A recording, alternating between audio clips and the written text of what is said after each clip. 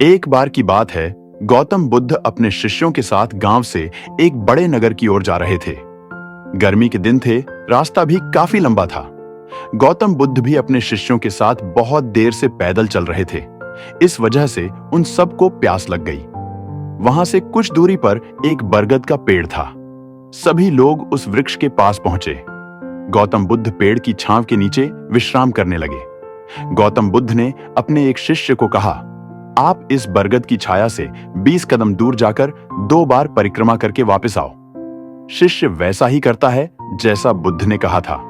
परिक्रमा करने के बाद जब शिष्य गौतम बुद्ध के पास आया तो बुद्ध ने पूछा कि क्या आपको किसी ठंडी हवा का अनुभव हुआ था?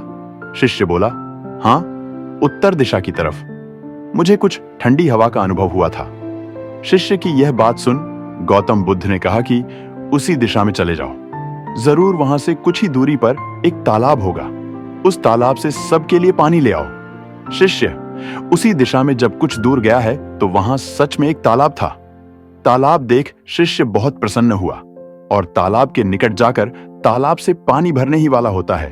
तब उसकी नजर तालाब के दूसरी ओर जाती है, जहां कुछ स्त्रियां कपड़े धो रही होती हैं। यह देख शिष्य मन ही मन सोचता है कि यह पानी तो गंदा हो गया है। लेकिन जब शिष्य ध्यान से तालाब के पानी को देखता है तो तालाब का कुछ पानी साफ दिखाई देता है। इतने में ही 2 बैलगाड़ी जोर से तालाब के किनारे से होती हुई निकलती है। बैलगाड़ियों के पहिए तालाब की मिट्टी के ऊपर इतनी जोर से निकलते हैं कि तालाब के नीचे बैठी बहुत सारी मिट्टी तालाब के ऊपर आ जाती है, जिस वजह से तालाब का बचा हुआ पानी भी गंदा हो जाता है। यह देख शिष्य बिना पानी लिए क्रोध में गौतम बुद्ध के पास वापस लौट जाता है। वह बड़े ही निराशा भाव से गौतम बुद्ध को सब बातें बताता है। शिष्य की बातें सुन उनमें से एक शिष्य बोलता है कि हमें तुरंत यहां से निकलना चाहिए, किसी दूसरी जगह पानी की खोज करनी चाहिए, नहीं तो प्यास के मारे हमारी जान निकल जाएगी।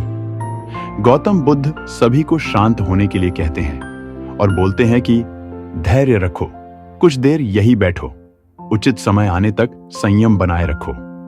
सभी गौतम बुद्ध की बातें सुनकर शांत हो गए और चुपचाप वहीं पर बैठ गए। कुछ देर इंतजार करने के बाद गौतम बुद्ध फिर से एक शिष्य को उसी तालाब से पानी लाने के लिए भेजे। शिष्य बिना कोई सवाल किए उसी तालाब से पानी लेने के लिए चला जाता है। तालाब का पानी देख शिष्य को यकीन नहीं हो रहा था कि पानी इतना साफ कैसे हो सकता है। यह देख शिष्य अंदर से बहुत खुश हुआ और वह तुरंत पानी लेकर गौतम बुद्ध के पास पहुंच गया। सभी ने पानी पीकर अपनी प्यास बुझाई, लेकिन अब भी सबके मन में एक सवाल था कि आखिर यह चमत्कार हुआ कैसे? तालाब का पूरा पानी तो अभी तक गंदा था, अचानक से पूरा पानी इतना साफ कैसे हो गया? जरूर कोई बुद्ध की शक्ति है। इतने में एक शिष्य ने यह सवाल गौतम बुद्ध से पूछ ही लिया कि यह चमत्कार आपने कैसे किया? शिष्य को जवाब देते हुए गौतम बुद्ध कहते हैं कि यह कोई चमत्कार नहीं, यह आपके सब्र का फल है। आपने सब्र रखते हुए उचित समय का इंतजार किया।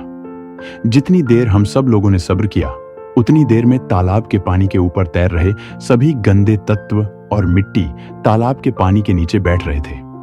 कुछ देर बाद जब शिष्य तालाब के पास पहुंचा, तब तक सब दूषित कण पानी में नीचे बैठ गया था और पानी एकदम साफ हो गया था। यदि उस समय आप लोगों ने सब्र न किया होता तो शायद इतनी तेज गर्मी में पानी की खोज में प्यासे रहकर अब तक मृत्यु को प्राप्त हो गए होते। क्योंकि यहां से अगला कोई तालाब है या नहीं, और होगा भी तो क्या उसका पानी साफ होगा या नहीं, इन सब कारणों से आप कभी प्यास न बुझा पाते और प्यास से मर जाते।